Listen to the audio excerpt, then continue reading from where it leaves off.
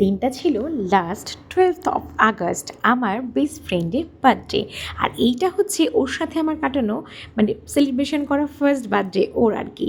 কারণ ও আমাদের ফ্রেন্ডশিপটা একটা লং ডিস্টেন্সের ছিল, ও অনেক বাইরে থাকতো। তো গত বছর শিফট করেছে আমাদের এখানে।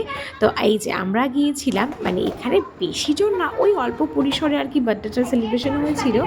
আমাদের দুজন ক্লাসমেট ফ্রেন্ড ছিল, আর আমি ছিলাম ওর মা, আর ও ছিল, মানে আমি আমার ছেলেকে নিয়ে গিয়েছিলাম। তো এই যে আমরা গিয়ে মোটামুটি ওই জায়গাটাকে একটু কোনো রকমের ডেকোরেশন করলাম, দেন কেক, সব কিছু বেলুনস, সব কিছু মোটামুটি সাজিয়ে গুছিয়ে এই যে বার্থডে গার্ল রেডি।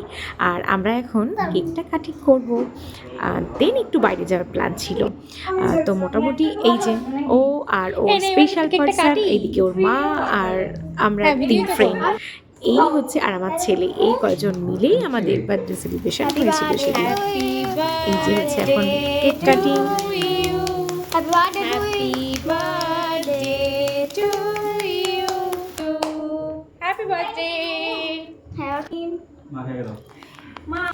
দেন কেক কাটিং করে সবার প্রথমে ওর মাকে, দেন আমাদের সবাইকে এক এক করে খাইয়ে দিল।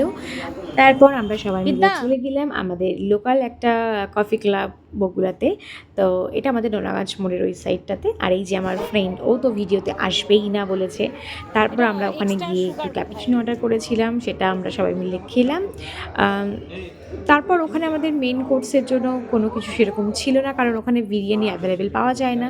তো তারপর আমরা ওখান থেকে বেরিয়ে এসে জেপি, আমাদের একটা নতুন বিরিয়ানির দোকান ওপেন হয়েছিল বগুড়াতে, আমি ফার্স্ট টাইম ট্রাই করছিলাম।